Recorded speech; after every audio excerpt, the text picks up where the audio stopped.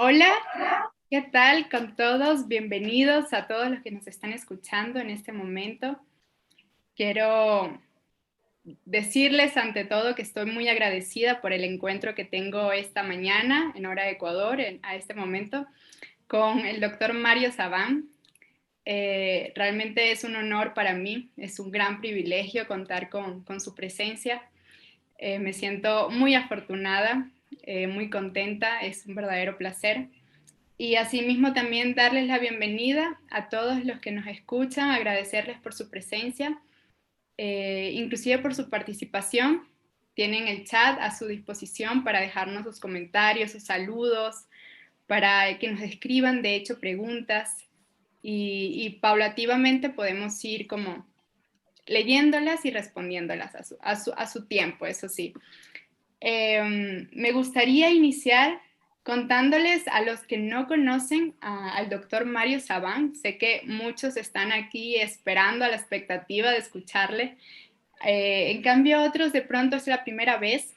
Y en ese caso quisiera contarles un poco quién es Mario. Mario nace en Buenos Aires, Argentina. Hoy vive en Barcelona, ya de hace 18 años. Yo, bueno, un ciudadano digno español. Mario es investigador, es escritor de libros realmente muy interesantes, muy profundos, de sus estudios y tesis doctorales, ¿no? Su más reciente obra, que considero una obra maestra, tuve la oportunidad de comprarlo, es Los secretos de Dios. Recomiendo a todos que vayan a buscarlo. En Los secretos de Dios relata lo que sucedió antes del Big Bang. Agrego que es profesor y fundador de la Escuela de Psicología y Cábala, que, wow, para mí es, o sea, no existe, definitivamente no existe esa escuela en el mundo y me parece muy importante que esté en este tiempo, donde se hacen cursos y maestrías en modalidad online. Es decir, que desde cualquier parte del mundo podemos aprender Cábala, ya sea de la mano de Mario Sabán y de sus demás profesores. Con eso quisiera, bueno, también recibirte, Mario. Gracias por tu presencia también. ¿Y cómo estás? ¿Cómo te sientes ahora? Bueno, muy bien, la verdad que muy bien, muy feliz, sobre todo porque Ecuador me trae muchísima cantidad de recuerdos. Yo estuve en la gira del anterior año, la verdad que estuve en Quito, ciudad que, bueno, ahí está la coordinadora del grupo de Cábala, Patricia Jurado, que me invitó a dar conferencias. Tengo un recuerdo de Ecuador muy bonito, muy bonito. Es más, cuando llegué a Quito dije, qué ciudad tan hermosa, yo me quedo en Ecuador, no me quería ir a Lima, Perú, no quería seguir con mi... La verdad que increíble, increíble. La pasé muy bien, muchos amigos, las conferencias fueron increíbles, fueron 3 o 4 días muy, muy potentes allí en Quito. Así que bueno, muy feliz de estar nuevamente con los amigos de Ecuador. Mm, gracias, bienvenido. Igual, bueno, bienvenidos a todas las personas que nos escriban de Colombia, de Chile, Perú, Venezuela, Ecuador, hay España, considero que hay muchos en España. Pueden dejarnos sus saludos en el chat también para saber que están allí.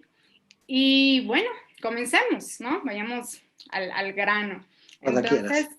eh, básicamente este compartir, este encuentro está enfocado en meditar sobre los secretos del alma humana, ¿sí? Y ante todo, pues me gustaría iniciar con esta pregunta fundamental. ¿Qué es el alma humana desde el estudio de la Cábala? Mira, para hacer un análisis del alma, el problema que tenemos es que nosotros vamos desde la realidad más densa hacia las realidades más sutiles y menos subjetivas. En realidad, muchas veces yo digo que el alma humana es como un cono donde hay una luz. Esa luz está en nuestro interior, dentro nuestro, pero esa luz de alguna manera va cada vez ampliándose a medida que va elevándose el nivel de conciencia. Con lo cual definir el alma humana para la Cábala es muy difícil porque hay niveles en los que el alma humana se puede percibir. El cuerpo es ya alma desde el punto de vista de la Cábala. Es decir, que cuando estamos viendo el cuerpo de una persona, estamos viendo su alma.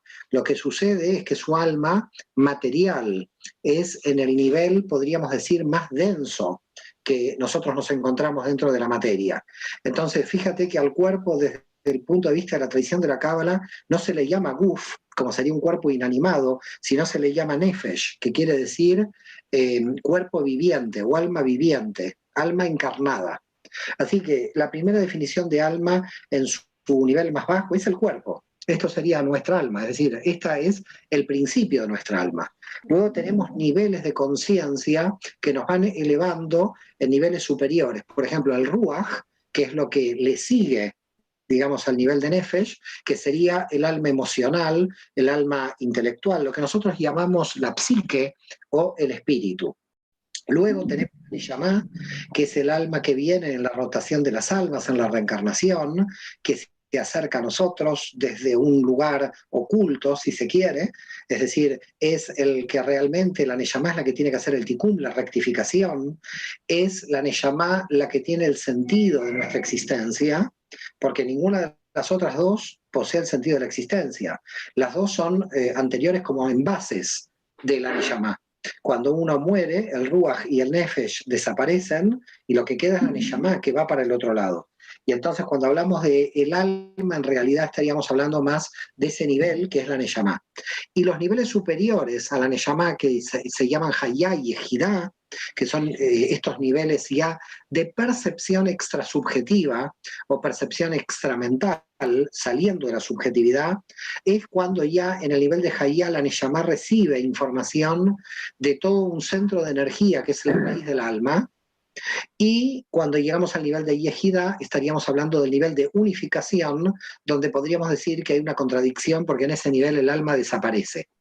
Porque en el nivel de Yehida hay una unificación con el todo, una sensación de que no hay subjetividad. Entonces podríamos decir que el alma tiene 5 niveles, 3 subjetivos, donde podríamos identificarnos como un fragmento de la realidad o un fragmento de la luz de la Ein Sof, y 2 fuera de la subjetividad, un nivel que tiene que ver con nuestra raíz del alma y otro nivel superior que tiene que ver con el total. Por eso decimos que el alma humana es como un cono de ascenso hacia el infinito, donde vamos elevándonos en los niveles de conciencia. Y sucede que el alma humana tiene como una paradoja.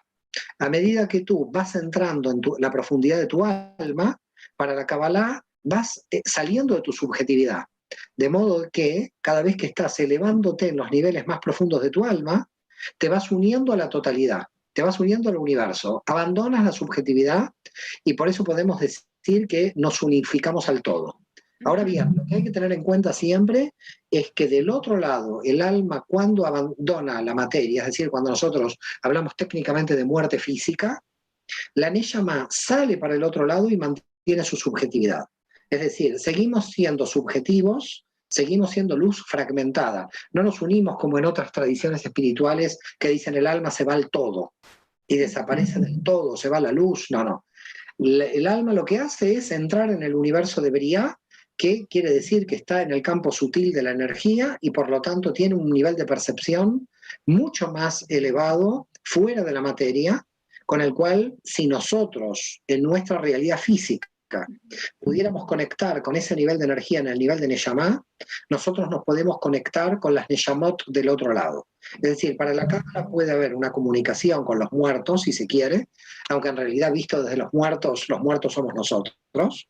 Es decir, que ellos están más vivos que nosotros, dado que nosotros al estar dentro de la limitación del cuerpo estamos atrapados en la limitación. Lo que nosotros tenemos es un contacto con las Neshamot, con energías subjetivas del otro lado de la materia.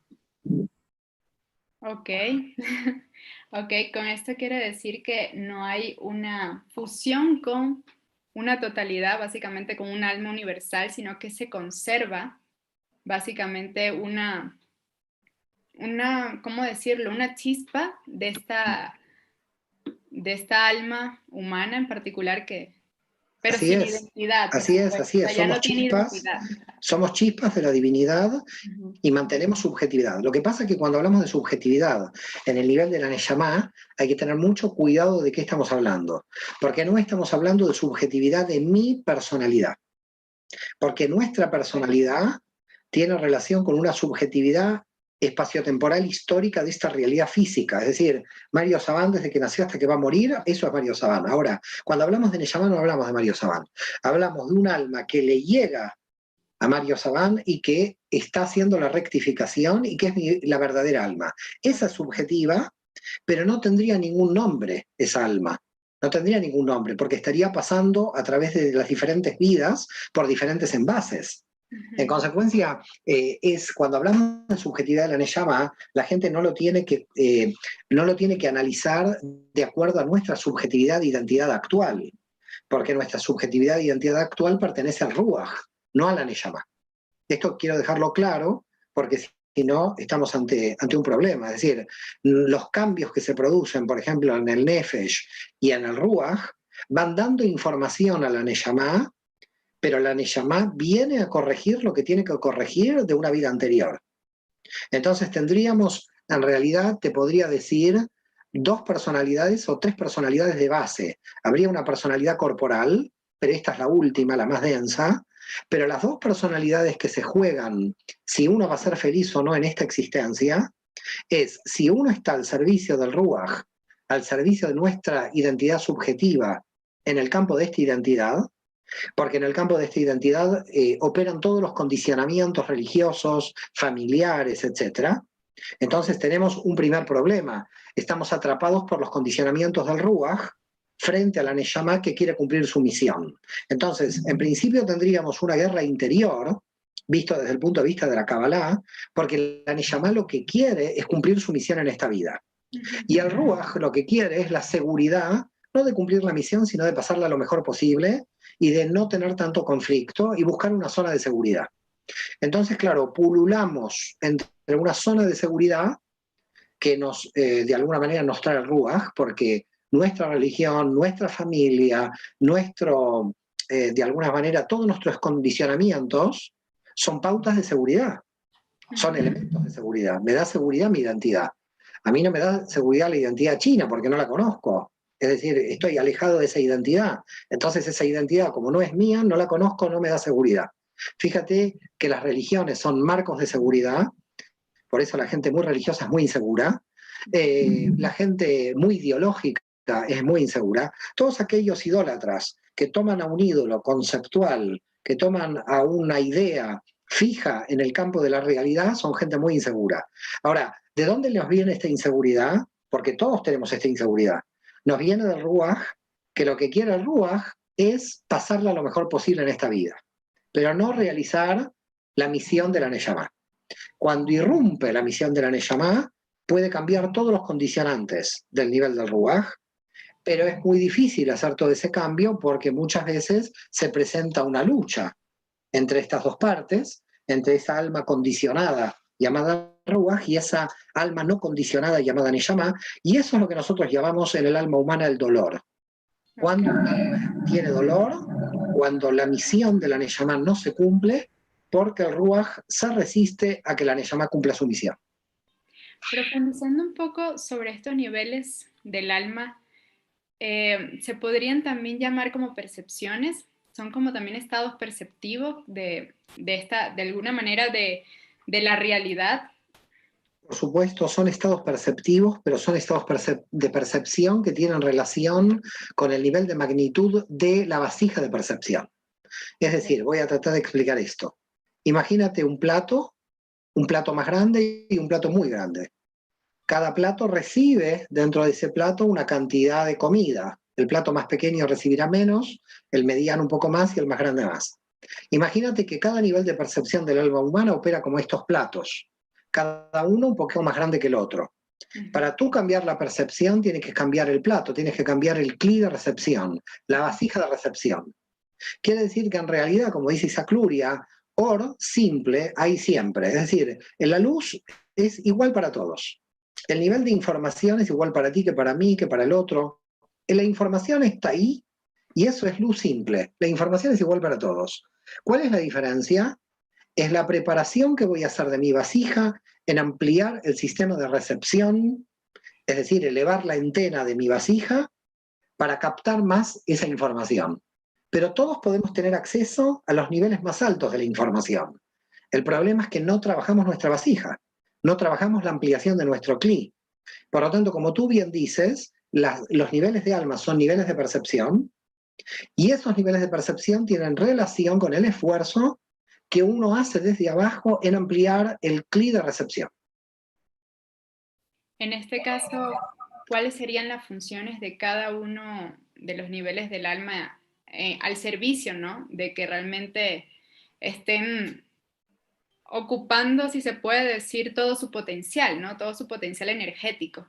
¿Cuál Claro, sería la función que tendría que desarrollar cada nivel del alma? claro, es decir, en el nivel más bajo, que es el nivel de la persona que come, bebe, se procrea y se va a dormir, es un nivel puramente biológico, donde la gente se pregunta si uno vino para esto nada más.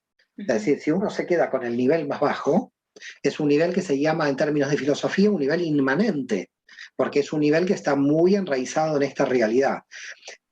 Tenemos una vida física y entonces la pregunta, ¿cuál puede ser? La pregunta es, si nosotros nos elevamos en los niveles de conciencia y el nivel de percepción física es el más bajo nivel de conciencia, la pregunta es por qué nos hicieron encarnar en el más bajo nivel de conciencia. Ujú, ujú. Estando todos muertos en el nivel de Neyama, estamos mejor que vivos. Esta sería la conclusión que uno podría extraer de acuerdo a que los niveles de percepción son más altos fuera del cuerpo. A esto hay que comprender algo, que cuando uno está dentro del cuerpo, aprende de las máximas limitaciones. Entonces, cuando uno aprende las máximas limitaciones, en las máximas limitaciones valoras la energía de un modo que no se valoran en otro caso. Cuando tú tienes tu primer sueldo es el más recordado de todos los sueldos de toda tu vida, aunque sea el sueldo más bajo que has tenido en tu vida. ¿Por qué motivo? Porque es el primer momento de percepción, para llamarlo de alguna manera. Y lo valoras porque es un límite que has pasado, el primer límite. Luego quizás te aumentan el sueldo y ya no tienes ese placer que tuviste con el primero. ¿Por qué funcionamos así? Funcionamos así porque nosotros necesitamos de los límites para poder valorar la energía. Entonces, nuestro entrenamiento está el entrenamiento de los límites. Y cuando vamos superando los límites, vamos mereciendo los niveles superiores. Por lo tanto, a la pregunta de por qué estamos enraizados o encarnados en los niveles inferiores, es para entrenarnos en los niveles inferiores para poder merecernos los niveles superiores. Ujú. He ahí el problema de Génesis, de Bereshit, en los primeros capítulos de Génesis, donde nosotros no nos merecíamos el paraíso y por lo tanto lo perdimos porque no lo podíamos valorar. Esta es prácticamente toda la narración de Génesis. Cuando lo pierden al paraíso, se dan cuenta que estaban en el paraíso. ¿Y esto qué quiere decir? Se dan cuenta que se encontraban en otro nivel de percepción. Ujú. Ahora perdieron ese nivel de percepción. Fíjate que dice el texto, estaban desnudos y no se avergonzaban. ¿Qué les importaba? Si estaban en un nivel de percepción tan alto que el tema del cuerpo no les importaba. Pero cuando salieron de ahí sí les importaba, porque percibieron el estado físico. Entonces, cuando salieron de esa conciencia, se vieron atrapados en las limitaciones, se vieron atrapados por el mal, por el dolor, por el sufrimiento, por la carencia, por la muerte. Tuvieron conciencia de muerte. Y por lo tanto, al salir de ahí dijeron, bueno, a la pregunta entonces, ¿cómo puede ser que nosotros nos vamos desarrollando a niveles de conciencia superiores, pero necesitamos un CLI o un recipiente muy inferior? Lo hacemos para entrenarnos en los inferiores y merecer los superiores. Esa sería la primera cuestión importante a analizar, porque si no mucha gente entraría en contradicción. Es decir, entraría en la contradicción de por qué me tengo que elevar. Si yo fui encarnado, no me tengo que elevar. Ahora, cuando yo ya estoy en ese instrumento material de la comida, la bebida, de las relaciones sociales, de la vida material, y me pregunto, ¿cuál es el sentido de esta vida material? ¿Al servicio de qué? Nachman de Bratslav dice, un gran místico del siglo XIX, uno de los grandes místicos de la Kabbalah, dice Nachman de Bratslav, la mente, y ahora te voy a pasar de un nivel del alma al otro, la mente, todo el cuerpo está diseñado para abastecer a la mente de sus necesidades. Es decir, que en realidad todo nuestro cuerpo no está al servicio de nuestro cuerpo, está al servicio de nuestra mente, está al servicio del desarrollo de la mente, de nuestro pensamiento. Es decir, que cuando toco algo, ese tocar algo me tiene que llevar a mí a un nivel de pensamiento diferente. Esa experiencia que yo estoy tomando de la sensibilidad, de lo que me produce el cuerpo, me está dando información sensible que yo la estoy llevando al nivel de la mente. Cuando hablamos de mente en Cábala, estamos hablando de Ruach, del nivel de percepción segundo en el alma humana. Entonces, fíjate cómo operaría el primer esquema de retroalimentación de la energía. Nosotros tenemos experiencia en la materia, tomamos esa experiencia en la materia, la llevamos a la mente crece a partir de la información que trae la materia, pero la mente crece en su abstracción interior también, es decir, tiene vida propia, no necesita en un punto de la materia. Empieza a tener, por ejemplo, la amistad. Si yo quiero tocar la amistad, ¿cómo la toco? En el plano de la materia, no la encuentro por ninguna parte.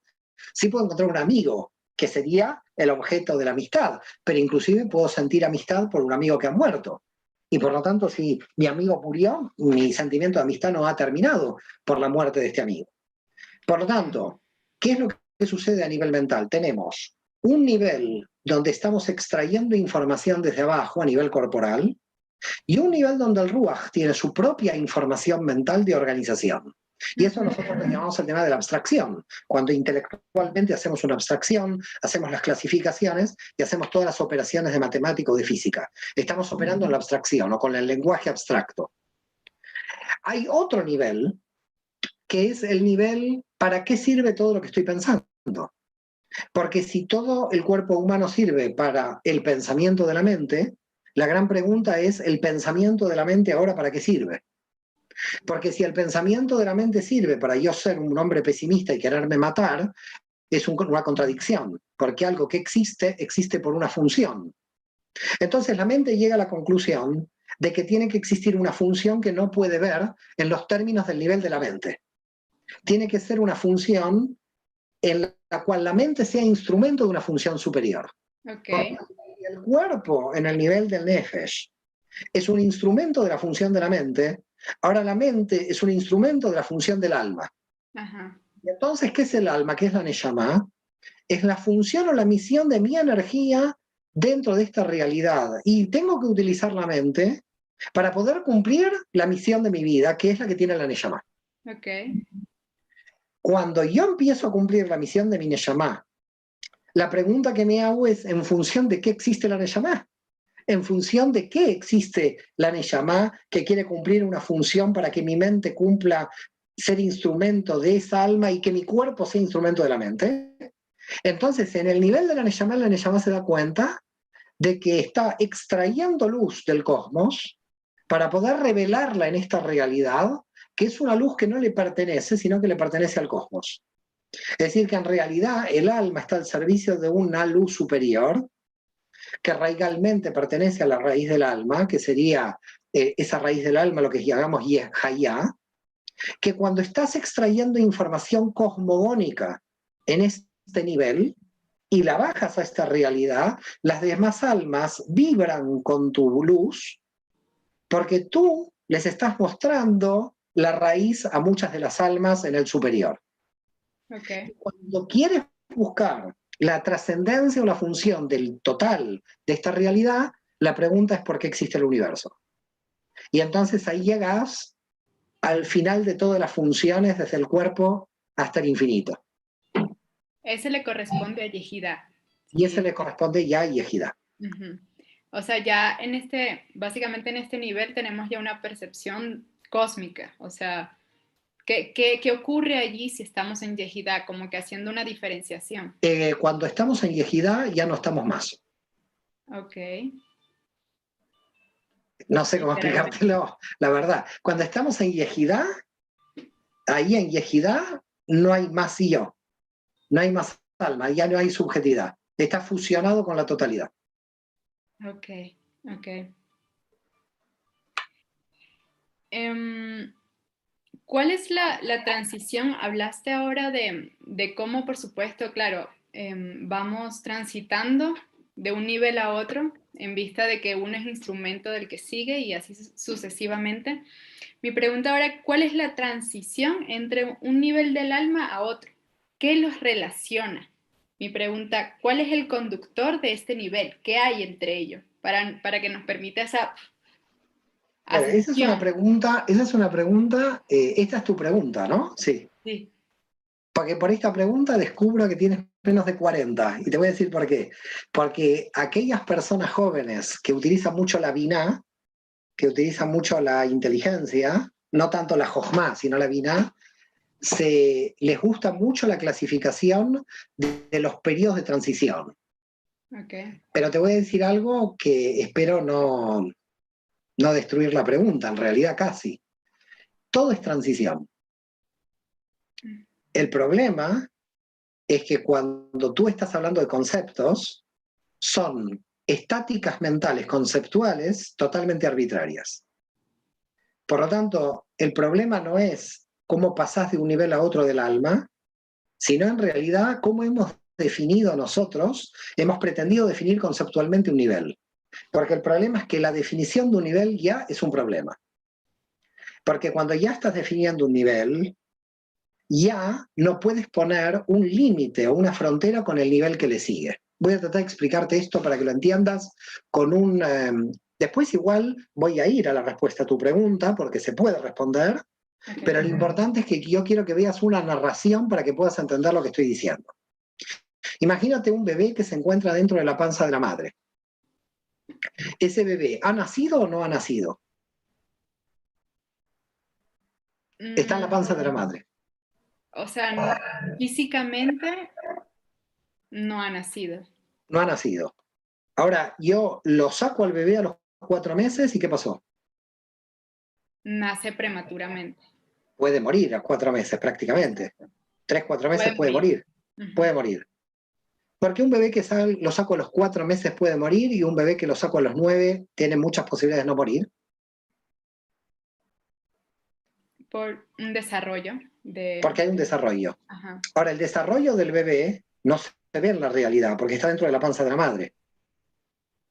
Siempre un nivel se desarrolla en lo oculto del nivel anterior. Okay. Lo que pasa que el problema, para explicarte esto, es que deberíamos empezar del infinito hacia el cuerpo y no del cuerpo al infinito. Porque si empezamos del cuerpo al infinito, los niveles de transición son mucho más difíciles de explicar, dado de que lo finito tiene un problema buscando los vacíos de asimetría para subir. En cambio, cuando tú lo analizas del infinito para abajo, es mucho más fácil. Por eso los cabalistas empezaron desde lo cosmogónico, desde los secretos de Dios en el nivel superior. Porque empezaron a mirar dónde están las asimetrías que muestran el vacío, las energías bajan por ese vacío y se van creando. La pregunta es, cuando se está gestando toda la energía del nivel inferior, se encuentra todavía en el nivel superior gestándose. La transición siempre se produce en el superior, en lo oculto del superior. Quiere decir que cuando nosotros ya vemos algo revelado, ya eso revelado se estuvo creando dentro de aquello que todavía no se reveló. Mira, te lo voy a pasar en historia porque es algo muy interesante quizás para los que nos están escuchando. Cuando alguien dice, ¿cuándo nació el cristianismo? ¿Nació con Jesús? No, Jesús era judío. ¿Nació con los apóstoles? No, los apóstoles también lo eran. ¿Nació con San Pablo? Era judío también San Pablo. ¿Cuándo nació? Es un grupo que fue creyendo que Jesús es el Mesías, pero siempre estaban dentro del mundo judío. Y durante todo el siglo I estuvieron dentro del mundo judío. Recién en el siglo II se pudieron identificar las diferencias entre cristianos y judíos. La pregunta que uno se puede hacer en historia es ¿dónde estuvo el corte?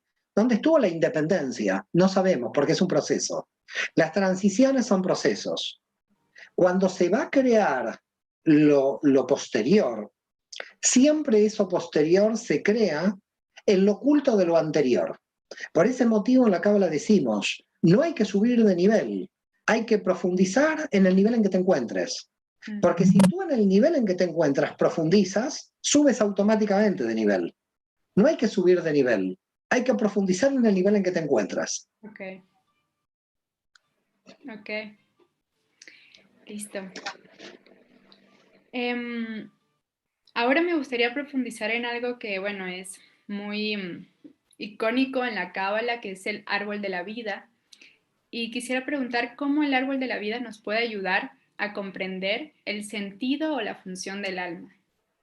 Bueno, en verdad el árbol de la vida se puede dividir para entender la función del alma en dos partes. 7 dimensiones inferiores y 3 superiores. En las 7 dimensiones inferiores, ahí no encontramos el sentido de la vida, ahí encontramos la satisfacción de los deseos finitos. Entonces, ¿qué es lo que encontramos en las 7 inferiores? Los instrumentos. Realmente el sentido de nuestra vida las encontramos en las 3 superiores, es decir, en Binah, Jochma y Keter. Si no entramos en las 3 superiores, la persona nunca va a encontrar realmente el sentido de su vida. Va a tener una vida administrativa, que puede ser una muy buena vida, ¿eh? No estamos criticando una vida administrativa, ni mucho menos, pero va a ser una vida que no va a saber por qué estuvo aquí y solamente va a utilizar instrumentos. El problema de ese tipo de vida es que llegan al hastío, al aburrimiento, porque los instrumentos están al servicio de algo que si tú no lo conoces, llega un momento que el instrumento por sí mismo no te lleva a ninguna parte. Es decir, que si tú no conoces que el auto es para trabajar o para conducir, para ir a alguna otra ciudad, tú nada más te vas a pasar la vida juntando autos. Entonces de repente hay una persona que junta 4 autos pero nunca disfrutó de ninguno, porque nunca supo su función. El problema de entender las 7 inferiores es que entendiendo las 7 inferiores el alma humana no conoce el sentido. Para que el alma humana pueda conocer el sentido tiene que conocer las 10 y sobre todo las 3 superiores. Ahora puede pasar lo inverso, puede conocer el sentido pero no llevarlo a la práctica, porque no tiene la fuerza de las 7 inferiores. Entonces, solamente una persona que conozca el sentido de su vida no logra cumplir el sentido de su vida, porque necesita conocer cómo son los mecanismos de los instrumentos de las 7 inferiores. Una persona que solo conoce los mecanismos de las 7 inferiores tampoco cumple el sentido de su vida porque no lo conoce.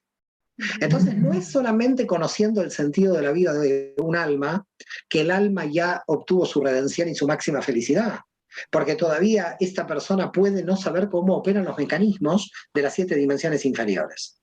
Por tanto, ¿por qué es importante el árbol de la vida? Porque estudiando las 3 superiores lo alcanzamos a entender, digamos, cuál es el motivo de la encarnación, de mi encarnación en esta realidad, y cuando vamos a las 7 inferiores nos damos cuenta de cómo son los mecanismos para operar. El problema muchas veces de la espiritualidad es que mucha gente en el mundo espiritual se olvida de los instrumentos y pasa como a flotar en el mundo superior. Entonces, esto también se vuelve peligroso porque es una espiritualidad desconectada de la materia, desconectada de lo cotidiano. Entonces, conocer el sentido de la vida de un alma no es el objetivo es conocerla y llevarla a cabo. Porque si tú la conoces y no la llevas a cabo, ¿de qué te sirvió conocerla? Así es. Entonces lo importante es que si uno la conoce, claro que si uno conoce el sentido de la vida de su alma, el sentido de su existencia, ya tiene una gran ventaja. Pero también tiene una gran ventaja quien conoce los instrumentos. Es decir, ambos tienen ventaja. Lo que pasa es que en realidad hay que conocer el sistema por completo. Y el árbol de la vida es un sistema de distribución de energía. Por lo tanto, lo que se puede ver dentro del árbol de la vida es si una dimensión está acumulando mucha energía o una dimensión está con muy poca energía. Y hay que permanentemente tratar de mirar en el árbol de la vida cómo está distribuida nuestra energía. Hay periodos en la vida de un ser humano donde nosotros operamos desequilibradamente, intencionalmente desequilibrados. Es decir, decimos, sé que estoy desequilibrado, sé qué dimensiones tengo desequilibradas, pero sé que opero por esta causa. Y la causa lo vale, porque tengo que resistir. Esto lo opera siempre la Binah, que es la mente racional. Pero no se puede mantener en forma permanente. Y esto es un gran problema, porque lo transitorio se puede volver permanente en el alma, porque el alma se puede acostumbrar a un nivel de seguridad. Es decir, que la Binah, como dimensión de seguridad, pueda lograr que el alma se sienta cómoda en el sistema de seguridad. Yeah. Y en este caso, la seguridad se encuentra en el Ruach, ¿no? En el nivel del alma. La seguridad se encuentra en el Ruach porque el Ruach opera con los condicionamientos que uno conoce. Yeah. Es decir, imagínate una persona no conoce lo que es la masonería. La masonería es lo peor que hay, porque no lo conoce. Lo que no conoces siempre es amenazante, siempre amenaza. Por eso tu identidad, la identidad que tú conoces es la que te da seguridad. Y lo que no conoces siempre te da como una especie de cierto temor inicial, algo nuevo que no sabes bien si qué va a pasar con esto nuevo. Hay mucha resistencia por parte de la mente a salir de la zona de seguridad. Y aunque nosotros teóricamente sabemos que tenemos que salir de la zona de seguridad, hay una fuerza, dice Abraham Abulafia, que es atávica, que es el sentido de la repetición. Es decir, seguimos comiendo lo que nos dieron de pequeñitos. Entonces, mamá me daba esto de comer y tengo 80 años y sigo comiendo lo que mi mamá me dio de comer. Tanto es así que hay grandes problemas de pareja, ¿no? Porque aparece la pareja, le quiere cambiar la comida y el tipo se quiere volver loco. No, haceme lo que hacía mi mamá. Así que imagínate los niveles de seguridad que tenemos, que nos encontramos en niveles de seguridad en la comida, nos encontramos en niveles de seguridad en la posición en la mesa en que nos sentamos. Gente que dice, yo me siento aquí para siempre, como una especie de rol que tiene dentro de la mesa. Es decir, el ser humano tiene una predisposición en la vida muy conservadora, que no está mal para mantener el sistema, mientras ese sistema esté creando una transición evolutiva dentro. Porque lo que podríamos hacer es marcar un sistema de estabilidad, pero una estabilidad al servicio del crecimiento. Si yo obtengo una estabilidad al servicio del crecimiento, estoy fenomenal. El problema es que a veces la estabilidad está al servicio de la propia estabilidad. Cuando la estabilidad está al servicio de la propia estabilidad, estamos ante un problema. La estabilidad tiene que estar al servicio del crecimiento, pero no puede haber un crecimiento sin estabilidad. Tiene que tener alguna estabilidad, porque un crecimiento sin ninguna estabilidad me lleva a la clipa de la jojma, que es la locura. Entonces, ni se crece sin parar, ni me queda una estabilidad permanente que no puedo crecer. Crecer tengo que crecer porque todo el fundamento del universo es el deseo de crecimiento constante. Por lo tanto, yo tengo que crecer porque es la función que tengo dentro de esta realidad del universo. Por lo tanto, estoy obligado a crecer. Si yo me estanco y me estabilizo en un nivel de estancamiento y no estoy creciendo, entonces hay un mal por estancamiento. Es lo que se llama la clipa de la vina. Sin embargo, a pesar de que, claro, hay una función de crecimiento, ¿no? Y que estamos realmente al servicio de crecer continuamente, hay una resistencia, como mencionaste, a ir hacia eso desconocido, básicamente, y salir de nuestro lugar seguro. ¿Cómo explica la Cábala esa resistencia, o al menos como ese esfuerzo que tiene que hacer el alma para realmente llevarse hacia algo desconocido, que realmente de alguna manera sí le va a ser como, sabemos que puede ser positivo, pero en este caso para el alma es de terror, ¿no? Sí, a nivel cosmogónico tenemos una gran herramienta que nos ayuda para salir de nuestra zona de seguridad y de esa estabilidad, que es el mal. Okay. Cuando golpea el mal, te exilia de país, o cuando golpea el mal y te tira abajo el nivel económico, o cuando opera el mal y mata o muere una persona familiar tuya, aparece la capacidad de reacción del crecimiento obligado. Es decir, así como la estabilidad está al servicio de la supervivencia, la reacción ante el mal también está al servicio de la supervivencia y también la forma de crecimiento. Quiere decir que podemos crecer por amor o por temor. Si por amor crecemos lento, viene el mal y nos hace crecer muy rápidamente. Por lo tanto, nuestro destino es crecer. Y aquel que no toma este destino en sus manos está creando un problema muy grave en el orden cósmico, porque todos deberíamos crecer. Deberíamos estar en función del crecimiento, que es el orden del cosmos. Por ese motivo, la estabilidad al servicio de la estabilidad es una situación que es paradójica, porque es una situación que no cumple la función. Fíjate que la estabilidad al servicio de la estabilidad no cumple la función de la estabilidad, porque la función de la estabilidad es crecer. Y la estabilidad, la función de la estabilidad es no cumplir con la función de la estabilidad. Es toda una paradoja. No, o sea, la idea es, claro, aquí estoy buscando como qué podría apoyar ese crecimiento, y has mencionado el mal, ¿no? Ya es como una situación crítica, evidentemente, donde la persona tiene muy pocas opciones realmente para tomar. Sin Pero también, embargo, también hay una sorpresa, ¿eh? Sin embargo, también hay una sorpresa que me la tengo reservada, pero la estoy dejando de lado. ok, La sorpresa es el éxtasis. ok. Es decir, es un nivel donde puedes vencer al mal y donde puedes tener un crecimiento independientemente de los obstáculos del mal. Es un nivel muy alto de pillar a Satán en un nivel muy alto.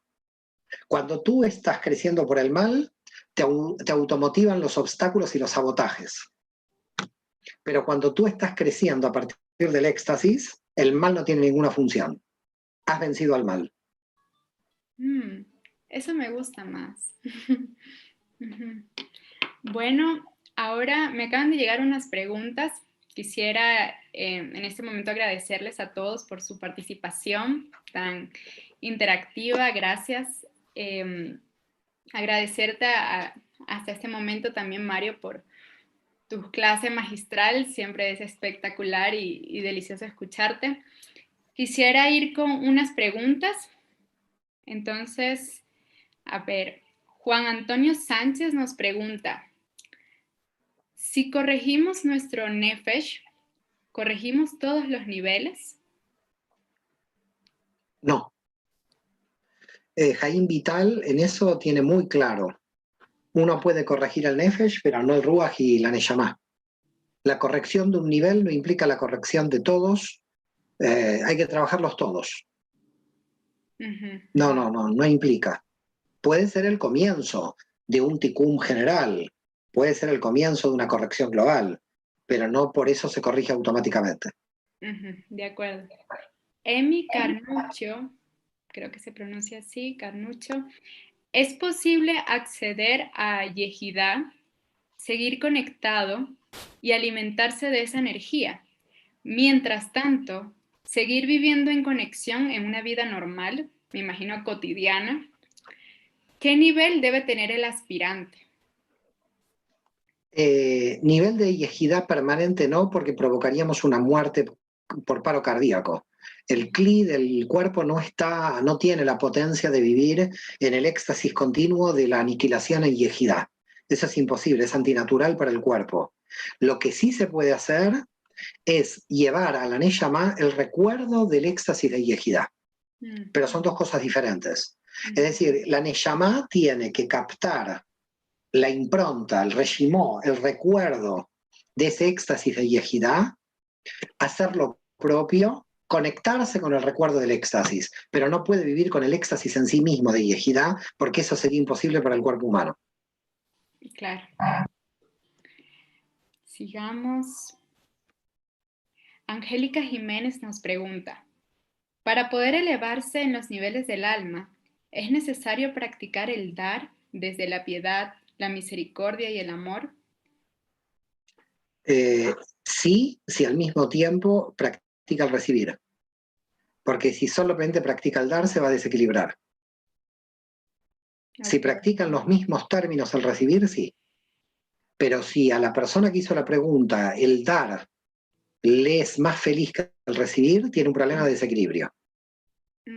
Tiene que hacer un análisis si está recibiendo igual que lo que está dando. Bien.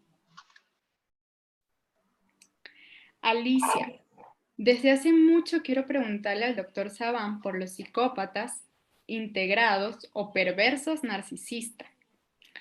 ¿Pueden restablecer su salud psíquica? Los psicólogos dicen que no. ¿Qué dice desde su enfoque psicológico cabalístico?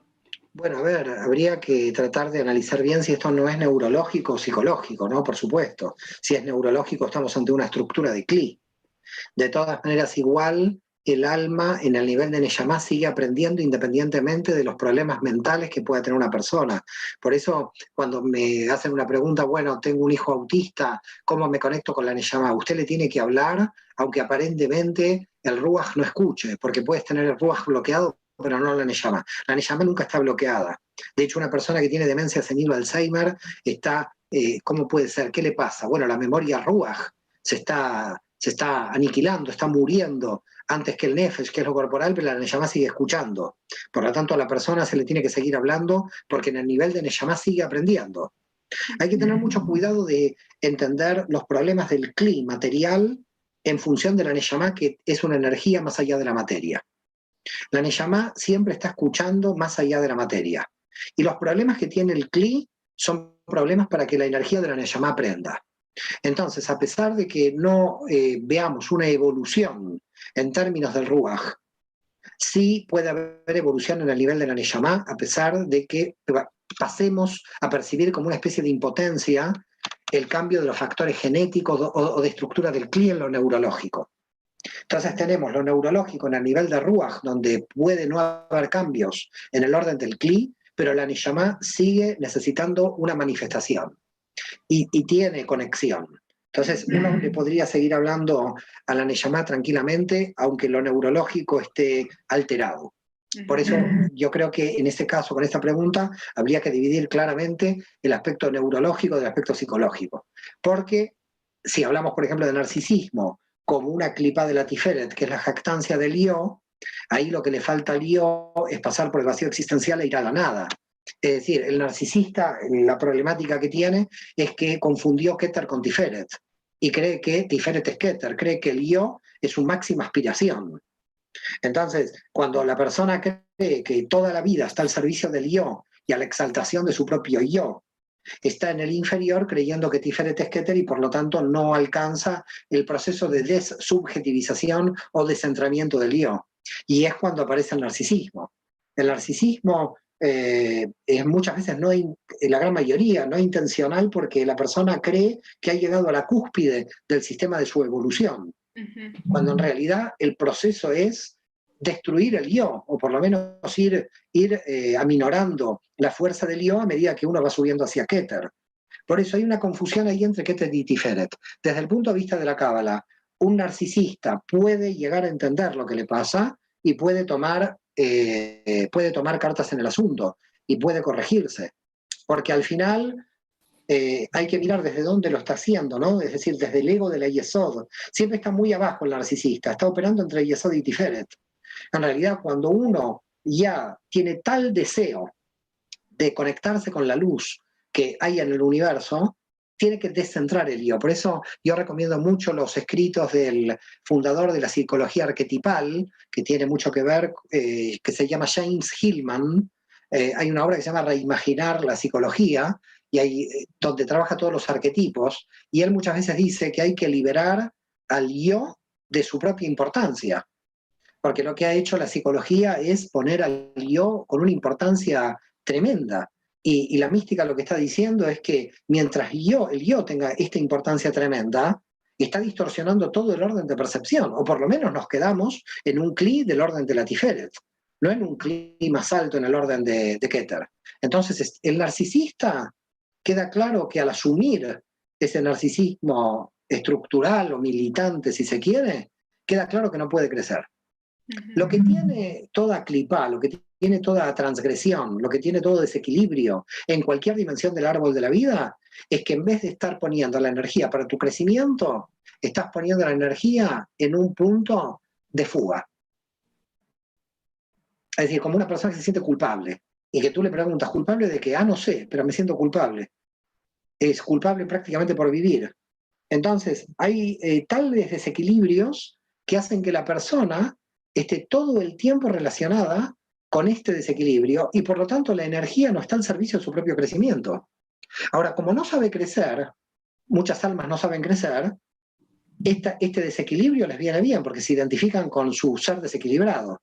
Entonces el desequilibrio les da identidad. Entonces cuando el desequilibrio es tan fuerte que le da identidad, ahí estamos ante un gran problema, porque ahora ya no es una persona desequilibrada, es un desequilibrado que defiende su desequilibrio porque está defendiendo su identidad. Es mucho más complicado salir de ahí y poder crecer. Allí, eso está como muy relacionado con una duda que tenía sobre los trastornos o enfermedades mentales. O sea, ¿cómo la Cábala percibe esto? ¿Existe realmente un desequilibrio ya patológico donde pueden entrar, o sea, si ponemos un término desequilibrio patológico, ¿cómo lo percibe la Cábala? ¿Realmente hay algo patológico en el alma? Mira, el tema es el siguiente, si nosotros hablamos de que la Neyamá tiene que hacer su tikkun, su rectificación, estamos diciendo que el alma está desequilibrada, porque estamos diciendo que el alma necesita rectificación. Ajá. Partiendo de ahí, partimos de que todos estamos desequilibrados, en mayor o menor medida. Y lo que tenemos que hacer es salir de ese desequilibrio. Ahora, la gente confunde lo neurológico material con la rectificación del alma. Y me gustaría dividirlo, porque esto nos va a llevar, si no, a muchas confusiones. Cuando alguien tiene algo patológico, hay un problema de obstáculo. Tengo un obstáculo. Es decir, si yo no sé nadar, tengo un obstáculo, tengo que aprender a nadar. El problema es si hay una impotencia en el cambio genético de la persona, por lo tanto, el CLI no puede cambiar. Entonces, hacia ahí apunta la pregunta. ¿Qué pasa con una enfermedad mental que no puede cambiar o que no tiene forma de ser cambiada? ¿Estamos de acuerdo? Porque las que tienen forma de ser cambiadas son cambiadas. Entonces cambiamos el CLI. Pero acá no estamos hablando de CLI, estamos hablando de la Neshama. Y la Neshama puede estar tomando un CLI que no pueda cambiar al servicio de sufrir esa limitación para poder aprender. Es decir, que para nosotros, alguien que patológicamente no puede evolucionar, la Neshama sí está evolucionando igual.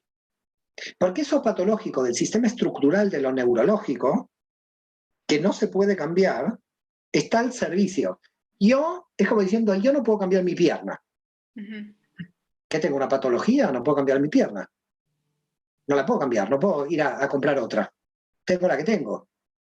Y puede ser una pierna que no dé para correr las Olimpiadas. Y yo querría una pierna para correr. Entonces, ¿qué tengo que hacer? Aprender de la limitación.